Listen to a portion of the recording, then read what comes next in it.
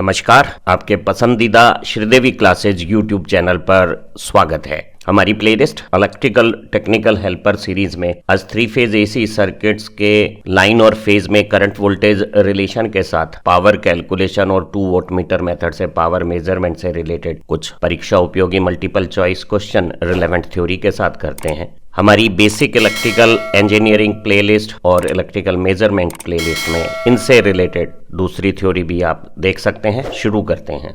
आज के हमारे पहले प्रश्न में पूछा गया है, एक स्टार संयोजित 3 फेज लोड में जो लाइन वोल्टेज है और फेज वोल्टेज है उसमें क्या संबंध है। त्रिकला विद्युत सप्लाई में त्रिकला भार 3 फेज लोड के कनेक्शंस बेसिकली 3 अवयवों के संबंध हैं और अगर तीनों अवयवों का एक बिंदु आपस में उभयनिष्ठ कर दिया जाए और दूसरे सिरों को 3 फेज सप्लाई त्रिकला आपूर्ति से चित्रानुसार जोड़ दिया जाए तो ये जो विद्युत संपर्क है लोड का सप्लाई के साथ, उसमें लोड की आकृति अंग्रेजी वाई अक्षर जैसी है जिसे ग्रीक भाषा में स्टार कहते हैं, इसलिए इस तरह के संबंध को हम स्टार कनेक्शन कहते हैं। अगर इस उभयनिष्ठ सिरे को भी अलग से एक तार दे दिया जाए तो उस तार सिरे को हम उदासीन तार या न्यूट्रल वायर कहते हैं। उदासीन तार या न्यूट्रल वायर के साथ इस तरह का विद्युत संपर्क 3 फेज 4 वायर स्टार कनेक्शन कहलाता है। और अगर न्यूट्रल से ये चौथा तार न लिया जाए, केवल 3 सप्लाई के तार के साथ भार को जोड़ा जाए तो इस तरह के कनेक्शन को हम 3 फेज 3 वायर कनेक्शन कहते हैं। एक त्रिकला विद्युत तंत्र में जो आपूर्ति लाइन है उसकी तरफ को हम लाइन और भार की स्थिति को, जैसे हमने आच्छादित नहीं किया है, फेज कहते हैं। यहाँ 2 लाइनों के बीच में वोल्टेज को हम लाइन वोल्टेज जैसे VL से प्रदर्शित करते हैं और अगर एक संतुलित आपूर्ति है तो किन्हीं भी 2 लाइनों के बीच में लाइन वोल्टेज का मान एक समान होगा और तीनों लाइन वोल्टेज में परस्पर 120 डिग्री का कलांतर भी होगा। लाइन में धारा को लाइन धारा IL कहते हैं और ये जो भार की तरफ है जैसे फेज का है उसमें उभयनिष्ठ न्यूट्रल पॉइंट और लाइन के बीच में ये जो वोल्टेज किसी भार अवयव के सिरों पर आती है उसे हम फेज वोल्टेज कहते हैं। और अगर एक संतुलित भार है तो तीनों फेज वोल्टेज के मैग्नीट्यूड एक समान होंगे और तीनों में भी परस्पर 120 डिग्री का कलांतर होगा। भार की तरफ जो धारा विद्युत संपर्क में प्रवाहित हो रही है उसे फेज धारा कह रहे हैं। चित्र का अवलोकन करने से स्पष्ट है कि एक स्टार संयोजित त्रिकला विद्युत तंत्र में लाइन की धारा और फेज की धारा बराबर है। वहीं जो लाइन की वोल्टेज है वो 2 फेज वोल्टेज का अंतर होगा। जैसे ये R रेड और येलो लाइनों के बीच की जो लाइन वोल्टेज है वो लाल फेज की फेज वोल्टेज से पीले फेज की येलो फेज की फेज वोल्टेज को घटाकर प्राप्त होगी और दोनों फेज वोल्टेज मान में बराबर हैं और दोनों में 120 डिग्री का कलांतर है। और अगर लाल से पीला फेज 120 डिग्री कला में पीछे हो तो लाल के फेज से जब पीले के फेज को घटाएंगे तो इसे उल्टा करके जोड़ते समय ये 120 डिग्री का कोण उल्टा करने के बाद केवल 60 डिग्री रह जाता है और 2 समान मान और परस्पर 60 डिग्री कोण के सदिश का जोड़ यहाँ बीच में किसी एक फेज वोल्टेज से 30 डिग्री कोण बनाता हुआ किसी एक मान से √3 गुना ज्यादा आ जाएगा। तो जो लाइन वोल्टेज है वो वैसे तो 2 फेज वोल्टेज का अंतर है लेकिन वो मान में किसी एक फेज वोल्टेज से √3 गुना 1.73 गुना अधिक मान और 30 डिग्री कलांतर के साथ, जैसे यहाँ फेजर चित्र में प्रदर्शित है, आती है। और तीनों लाइन वोल्टेज संतुलित तंत्र में मान में बराबर और परस्पर 120 डिग्री का कलांतर बनाती हुई 3 काली लाइनों की जैसे हमारे तंत्र में होगी। जबकि ये R फेज की फेज वोल्टेज, ये येलो फेज की फेज वोल्टेज और ये ब्लू फेज की फेज वोल्टेज भी मान में बराबर और 120 डिग्री का कलांतर रख रही है। आज का दूसरा प्रश्न डेल्टा संयोजित त्रिकला विद्युत तंत्र से संबंधित है और एक बार फिर हमें लाइन में जो धारा है और जो फेज में धारा है उनके बीच में संबंध डेल्टा भार के संयोजन हेतु पूछा गया है। तो अगर 3 अवयवों के एक सिरे को दूसरे अवयव के दूसरे सिरे से जोड़ते हुए एक बंद पाश बनाया जाए तो इस तरह के बंद पाश को ग्रीक भाषा में डेल्टा रूप बोलते हैं और ये हमारा कैपिटल D अंग्रेजी में या डेल्टा कनेक्शन हो गया है। और ये जो 2 अलग अलग भार के कॉमन सिरे बने हैं उन्हें हम त्रिकला आपूर्ति से जोड़ सकते हैं। अब स्पष्ट है 2 लाइनों के बीच में जो लाइन की वोल्टेज है वो ही जब लाइन का एक सिरा किसी फेज के एक सिरे पे और दूसरा सिरा दूसरे सिरे पे आ रहा है तो वही फेज वोल्टेज हो जाएगी। तो एक डेल्टा संयोजन में लाइन वोल्टेज और फेज वोल्टेज मान में बराबर होती है। वहीं एक लाइन धारा इस संधि पर अगर हम देखें पहली लाइन की धारा तो वो लाल फेज के फेज धारा और पीले फेज की फेज धारा के अंतर के बराबर है, और अगर एक संतुलित तंत्र में तीनों फेज धाराएं मान में बराबर और परस्पर 120 डिग्री का कलांतर रख रही है, और यहाँ येलो फेज की फेज धारा आर से अगर 120 डिग्री आगे की स्थिति में हो, आर को संदर्भ ले लें और येलो को 120 डिग्री कोण पे ले लें, तो लाल में से पीले फेज की फेज धारा घटाने के लिए उसे उल्टा करके जब जोड़ा गया तो ये 120 डिग्री का कोण उल्टी स्थिति में 60 हो गया है। दो बराबर मान और परस्पर 60 डिग्री कोण के सदिशों का सदिश जोड़ ठीक बीच में किसी एक से √3 गुना और किसी एक फेज धारा से 30 डिग्री का कोण बनाता हुआ यहाँ चित्रानुसार प्राप्त हो गया है। तो हम कह सकते हैं कि एक डेल्टा संयोजित त्रिकला विद्युत तंत्र में एक लाइन की धारा दो फेज धारा का सदिश अंतर है, और जब हम सदिश अंतर उल्टा करके जोड़ते हैं तो ये किसी एक फेज धारा से √3 1.73 गुना अधिक हो जाएगा। वहीं लाइन वोल्टेज और फेज वोल्टेज त्रिकला संयोजन में परस्पर बराबर है। तीसरे प्रश्न में पूछा है कि त्रिकला विद्युत आपूर्ति और भार की जो प्रणाली है उसमें कौन सी कथन, जो ये 4 कथन दिए हुए हैं, उसमें गलत है। तो हमारा पहला कथन है कि जो ओवरहेड लाइनें हैं, सिरोपरी लाइनें हैं, उनके व्यवहार को हम 3 तार के स्टार संयोजन प्रणाली जैसे निरूपित करते हैं। ये एक सत्य कथन है, चाहे हमारे ट्रांसमिशन सिस्टम की कोई भी वोल्टेज हो, 765 केवी जो अधिकतम वोल्टेज है, या उससे कम 400 केवी, 220 केवी, 132 केवी, 33 केवी या 11 केवी, वो 3 फेज 3 वायर सिस्टम से निरूपित होती है, और ट्रांसमिशन लाइन को हम एक स्टार कनेक्टेड सिस्टम की जैसे इस्तेमाल करते हैं, और इनमें बहने वाली धारा लाइन धारा और 2 लाइनों के बीच की वोल्टेज को हम लाइन वोल्टेज कहते हैं। हमारा अगला कथन है एक 4 तार से स्टार संयोजन प्रणाली जो जोड़ी जाती है तो उसमें जो न्यूट्रल तार है, उदासीन तार है, वो भार में जो असंतुलन की धारा है उसको बहाव का एक रास्ता देता है। तो ये एक सत्य कथन है। यहाँ तीनों लाइन की धारा अलग अलग फेज में फेज धारा बन जाती है, और तीनों फेज धारा इस उभयनिष्ठ बिंदु पर अगर संतुलित तंत्र है, बराबर मान और 120 डिग्री कलांतर रखती है, तो उनका सदिश जोड़ 0 हो जाता है और उदासीन तार में कोई धारा प्रवाह नहीं होता। लेकिन अगर असंतुलन की स्थिति है, आपूर्ति में असंतुलन हो सकता है या भार के अवयवों में असंतुलन हो सकता है, तो ऐसी स्थिति में जो असंतुलन से सदिश जोड़ से जो धारा बनती है वो इस उदासीन तार में प्रवाहित होगी। तो हमारा ये जो चौथा उदासीन वायर है वो इम्बैलेंस करंट को रास्ता देता है। 3 तार के डेल्टा संयोजन प्रणाली में फेज वोल्टेज को मापना संभव नहीं है, तो ये भी एक सत्य कथन है। ए और बी सिरोपरी लाइन को 3 वायर स्टार संयोजन प्रणाली से रिप्रेजेंट करते हैं, सही कथन है। और 4 तार के स्टार संयोजन प्रणाली में अगर भार में या सप्लाई में इम्बैलेंस है तो न्यूट्रल वायर इम्बैलेंस करंट को रास्ता देता है, वो भी सही है। तो सभी कथन सही है, इसलिए हमारा ये जो चौथा ऑप्शन है वो सही विकल्प होगा। जरा इस तीसरे विकल्प की विवेचना कर लेते हैं। यहाँ तीनों लाइनों के बीच में जो वोल्टेज 2 लाइनों के बीच में आ रही है उसे लाइन वोल्टेज कह रहे हैं, और वही लाइन वोल्टेज यहाँ किसी फेज के अक्रॉस आ जाती है तो डेल्टा संबंध में फेज वोल्टेज और लाइन वोल्टेज बराबर होती है। किसी एक लाइन और उदासीन या ग्राउंड पोटेंशियल के बीच में क्या विभव है, ऐसा कोई ग्राउंड कनेक्शन यहाँ उपलब्ध नहीं है, तो डेल्टा में हम त्रिकला आपूर्ति की फेज वोल्टेज की जानकारी प्राप्त नहीं कर पाएंगे, और भार की फेज वोल्टेज तो लाइन वोल्टेज के बराबर ही है। अगर तीनों भार के अवयवों के एक सिरे को उभयनिष्ठ करके और 3 दूसरे सिरों को लाइन से जोड़ा जाए और इस उभयनिष्ठ कॉमन न्यूट्रल पॉइंट को चौथे उदासीन तार न्यूट्रल वायर से संयोजित कर दिया जाए, तो इस तरह के आपूर्ति संबंध को भार के साथ 4 तार का स्टार संयोजन प्रणाली कहते हैं। इसमें ये जो उदासीन तार है उसकी धारा क्या है, इसके बारे में विकल्प छांटने हैं। तो अगर आपूर्ति विभव और भार के तीनों अवयव एक समान संतुलन की स्थिति रखते हैं तो तीनों लाइन की धारा मान में बराबर और परस्पर 120 डिग्री का कलांतर रखेगी, और इन तीनों लाल, नीले और पीले फेज की लाइन धारा ही संगत फेज धारा बन जाएगी, और उनका सदिश जोड़ यहाँ न्यूट्रल वायर उदासीन तार की धारा, तो ये तीनों समान मान और परस्पर 120 डिग्री कलांतर के सदिश का सदिश जोड़ यहाँ उदासीन तार में धारा 0 हो जाएगी। अगर इन तीनों में परस्पर मान में या कलांतर 120 में कोई अंतर हो जाता है, जैसे नीले फेज का मान लाल और पीले फेज से अलग हो जाता है और लाल और पीले फेज में भले ही धारा एक समान हो,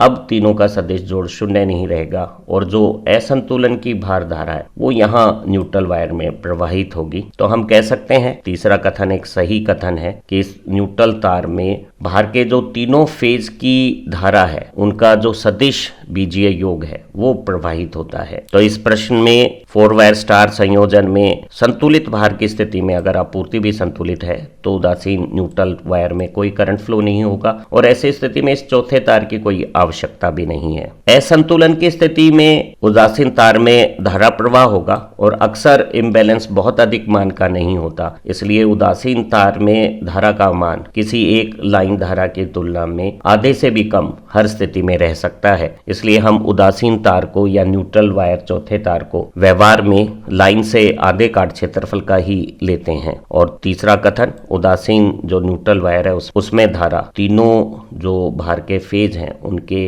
धाराओं के सदिश बीजीय योग के बराबर है। तो तीनों कथन सही हैं। तो हमारा विकल्प ये चौथा उपरोक्त सभी हो गया है। पांचवा प्रश्न है 3 कला की जो हमारी आपूर्ति और भार की प्रणाली है उसमें लोड की जो रियल पावर है वास्तविक शक्ति है जिसे कैपिटल P से निरूपित और वॉट में मापन करते हैं उसे निकालने का क्या सूत्र है। यहाँ VL लाइन वोल्टेज है, IL लाइन धारा है और फाई भार में प्रतिबाधा और प्रतिरोध के बीच में प्रतिबाधा कोण या किसी फेज वोल्टेज और फेज करंट के बीच में जो फेजर बनते हैं उनका कलांतर कोण है और इसका कोसाइन भार का शक्ति गुणांक कहलाता है। तो हमारे त्रिकला भार में किसी एक फेज में अगर phase voltage V phase, phase धारा I फेज हो और शक्ति गुणांक cos फाई हो तो एक फेज की power V phase I phase cos phi होता है और तीनों फेज की पावर संतुलित सिस्टम में एक समान होने पर कुल power 3V phase I phase cos phi हो जाएगी, जहां cos फाई शक्ति गुणांक है और फाई फेज वोल्टेज और फेज करंट के बीच का कलांतर कोण है। क्योंकि त्रिकला भार चाहे स्टार में संयोजित हो या डेल्टा में संयोजित हो, फेज की बजाय लाइन के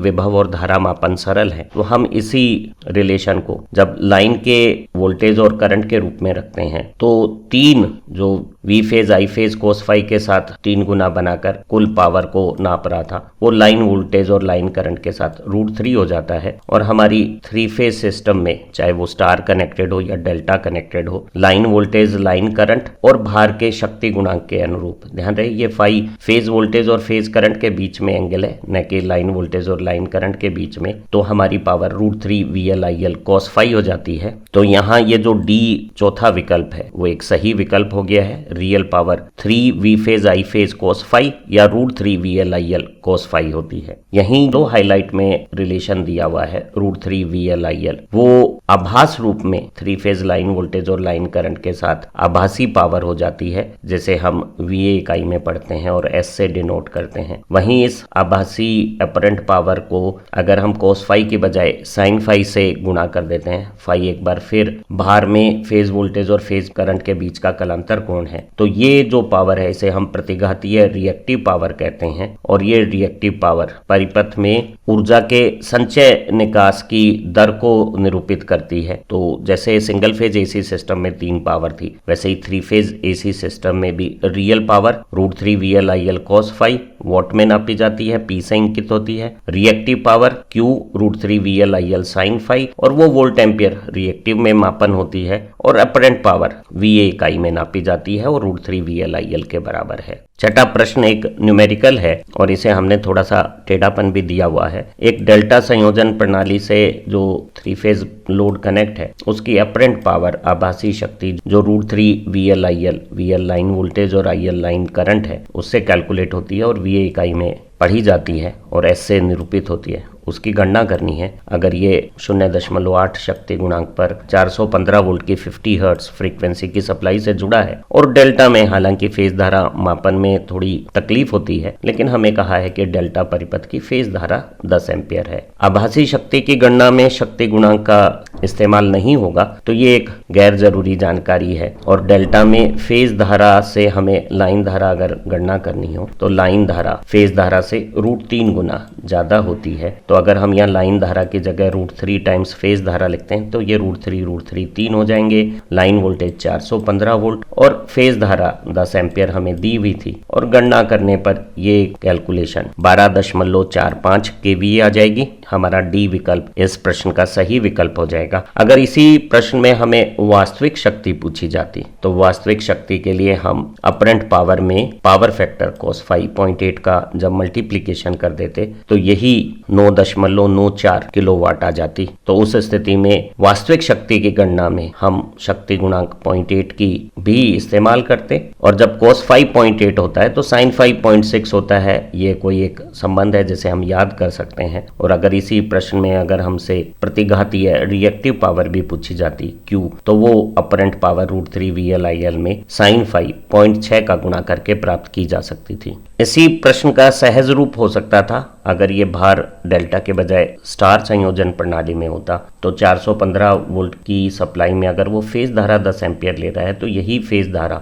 लाइन धारा हो जाती और हमारी अपरेंट पावर आभासी शक्ति √3 VLIL हो जाती, और VL की जगह हम 415 और IL की जगह 10 लिखते और √3 से गुणा करते तो ये गणना 7.19 kVA हमें प्राप्त हो जाती। इसी स्थिति में अगर वास्तविक शक्ति पढ़नी होती तो इस अपरेंट पावर 7.19 kVA को 0.8 से गुणा किया जा सकता था, और प्रतिघातीय शक्ति रिएक्टिव पावर Q की गणना के लिए अपरेंट पावर 7.19 kVA को 0.6 से गुणा करके किलोवाट में हम प्रतिघातीय शक्ति रिएक्टिव पावर भी कैलकुलेट कर सकते थे। ध्यान रहे एक स्टार संयोजन में जो फेज धारा होती है वही लाइन धारा हो जाएगी, और यहाँ कैलकुलेशन में हमें लाइन वोल्टेज के साथ लाइन धारा का इस्तेमाल करना था। अगला प्रश्न, प्रत्यावर्ती परिपथों में रियल, रिएक्टिव और रेफरेंट पावर के बीच में जो पावर ट्रायंगल बनता है उससे संबंधित एक सांख्यिक प्रॉब्लम, न्यूमेरिकल प्रॉब्लम है। एक त्रिकला सिस्टम में चाहे वो स्टार कनेक्टेड हो या डेल्टा कनेक्टेड हो, अगर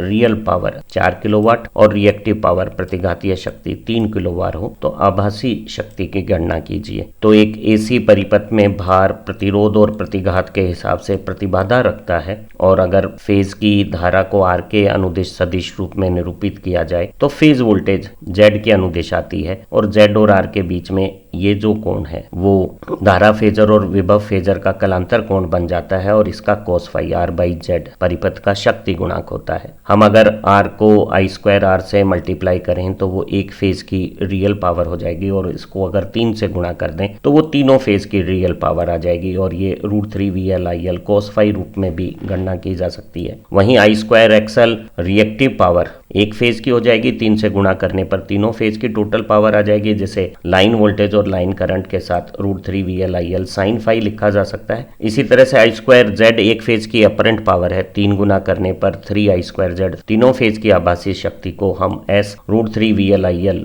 के रूप में VA इकाई में लिख सकते हैं। और PQS real power, reactive power और अपरेंट पावर वास्तविक, प्रतिघातीय और आभासी शक्तियों में भी एक समकोण त्रिभुज का संबंध है, और पाइथागोरस कैलकुलेशन हो जाती है। और एक स्टैंडर्ड पाइथागोरस पेयर 3 4 5 है। आधार और लंब में अगर एक 3 और एक 4 हो तो कर्ण 5 इकाई का होता है। तो यहाँ आधार पे वास्तविक शक्ति 4 किलोवाट, लंब पर प्रतिघातीय शक्ति 3 किलोवाट है, तो कर्ण पर आभासी शक्ति 5 kVA। ये हमारा बी ऑप्शन सही ऑप्शन हो जाएगा। ध्यान रहे यहाँ जब हम पावर ट्रायंगल से गणना करते हैं तो आभासी शक्ति 4 और 3 में घटाकर या 4 और 3 को जोड़कर या 3 में से 4 को घटाकर प्राप्त नहीं होगी, वो पावर ट्रायंगल से गणना होगी। और पावर ट्रायंगल का सूत्र हो गया S² = P² + Q², या P = S cos phi या Q = S sin phi। 8वां प्रश्न हमारी परीक्षाओं का सबसे प्रचलित प्रारूप है।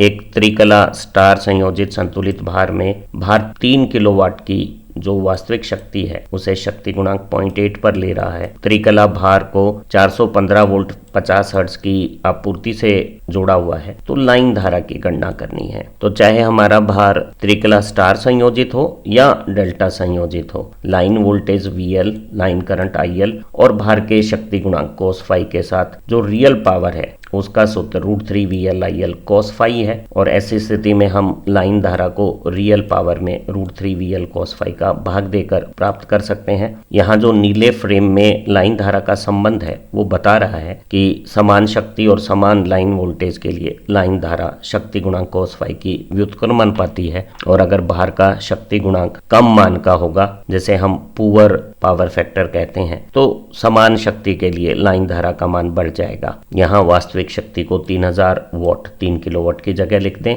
लाइन वोल्टेज 415 वोल्ट दी हुई है और शक्ति गुणांक 0.8 दिया हुआ है। तो ये गणना हल करने के लिए एक सरल बात है, 3 में √3 का भाग देने पे √3 ऊपर आ जाएगा, √3 1.73 के साथ है, उसे 1000 का गुणा करेंगे तो ये फिगर 1730 के आसपास आ जाएगा। और यहाँ 0.8 का अगर हम 415 से गुणा करते हैं तो ये फिगर 330 या 40 के बीच में कुछ आएगा। 1730 से भाग देने पर यहाँ 5 के आसपास हमारा आंसर आएगा और एग्जैक्ट कैलकुलेशन इसे 5.2 एम्पियर बता देगी। अगला प्रश्न हमारे 3 फेज इलेक्ट्रिक सप्लाई सिस्टम में बहुत महत्वपूर्ण व्यवहारिक समस्या से संबंधित है। हमारे भार में शक्ति गुणांक का पुअर लैगिंग पश्च और खराब कम मान का होने का मुख्य कारण क्या है? तो हमारे त्रिकला परिपथों में वास्तविक शक्ति को लाइन वोल्टेज और लाइन करंट से जोड़ने वाले इस घटक cos फाई को हम शक्ति गुणांक कहते हैं, और यहाँ फाई भार में प्रतिरोध और प्रतिबाधा के बीच में सदिश निरूपण में जो कोण बनता है, जो फेज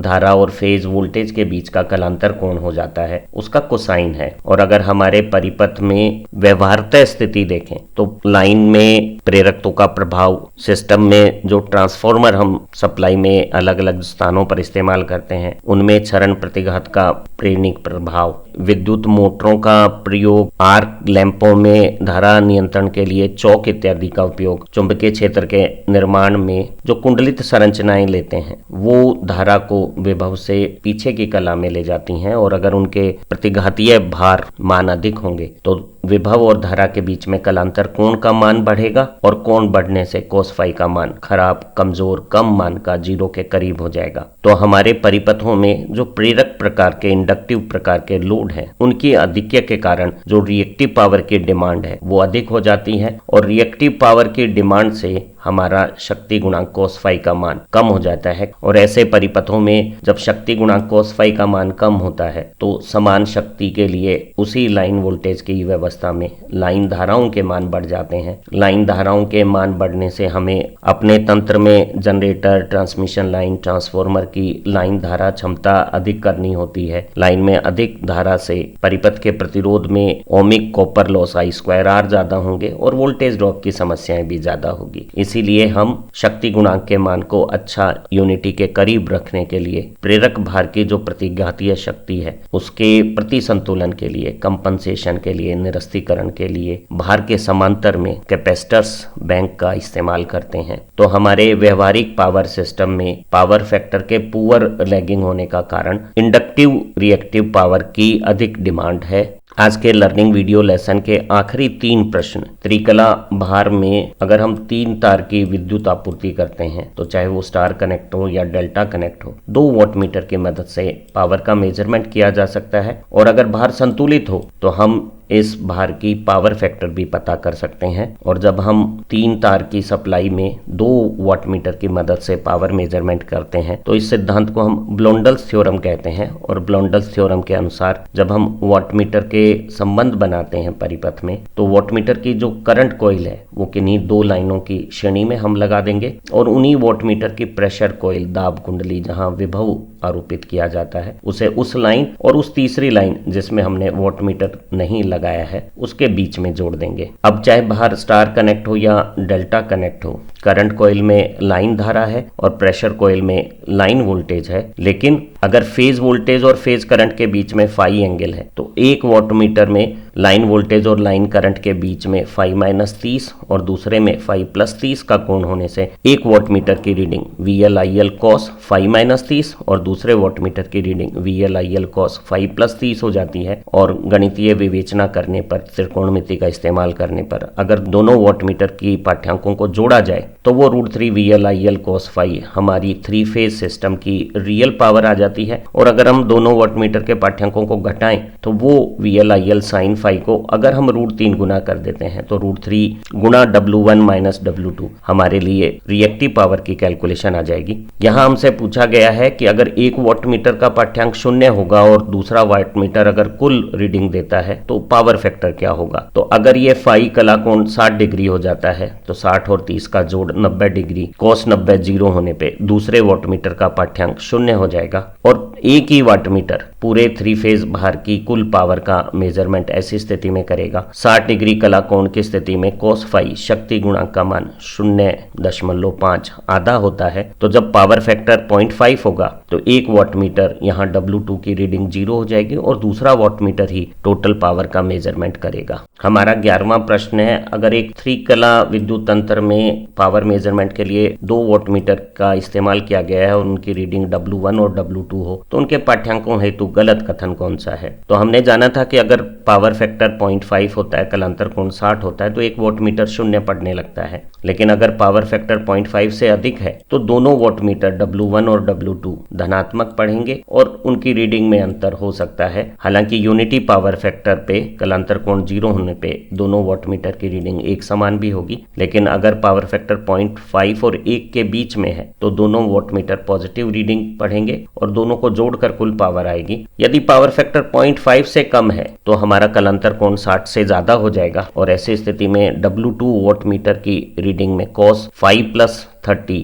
90 से ज्यादा होने से उसकी रीडिंग ऋणात्मक आने लगेगी और W1 की धनात्मक रीडिंग में से W2 की रीडिंग को घटाकर हमें तीनों फेज की टोटल पावर मालूम होगी। अगर पावर फैक्टर 0 है या यूनिटी है तो ऐसी स्थिति में दोनों वाटमीटर बराबर पाठ्यांक पढ़ेंगे। पावर फैक्टर 0 की स्थिति में W1 पॉजिटिव होगा, W2 नेगेटिव होगा और टोटल पावर 0 होगी। वहीं यूनिटी पावर फैक्टर पे W1 और W2 बराबर होंगे और दोनों पॉजिटिव होकर कुल पावर को आधा आधा मेजर करेंगे। तो यहाँ तीनों कथन सही हैं और कोई भी कथन गलत नहीं है, तो हमारा विकल्प ये चौथा हो जाएगा। आज का अंतिम प्रश्न करते हैं, अगर 3 फेज बाहर की पावर को 2 वाटमीटर विधि से मापन किया गया और शक्ति गुणांक अगर 0.5 से कम है और एक वाटमीटर ने नेगेटिव रीडिंग देनी है तो उसे कैसे रीड करेंगे, उसे पॉजिटिव तरीके से कैसे प्राप्त करेंगे। तो हमें नेगेटिव रीडिंग को उल्टा विक्षेप बनाकर पॉजिटिव बनाना है और ऐसी स्थिति में हम प्रेशर कॉइल या करंट कॉइल दोनों में से किसी एक के कनेक्शन अगर हम उल्टे कर देंगे, उसमें धारा प्रवाह की दिशा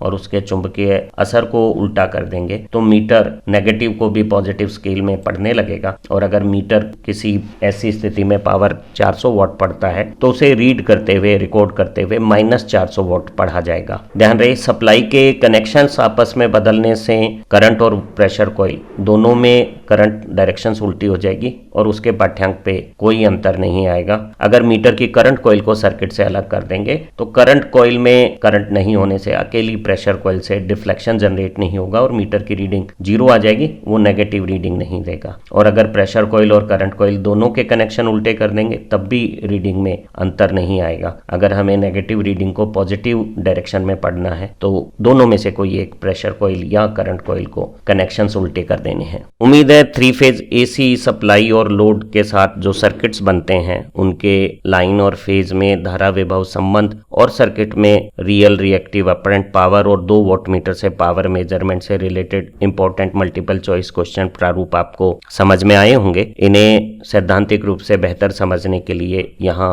बेसिक इलेक्ट्रिकल इंजीनियरिंग और इलेक्ट्रिकल मेजरमेंट प्लेलिस्ट की लर्निंग वीडियोस की मदद भी ली जा सकती है। उम्मीद है हमारी इस टेक्निकल हेल्पर श्रृंखला की MCQ वीडियोस आपकी परीक्षा की सफलता में सहायक साबित होंगी। इन्हीं उम्मीदों के साथ फिर मिलते हैं एक नई खूबसूरत लर्निंग वीडियो के साथ। Thank you very much.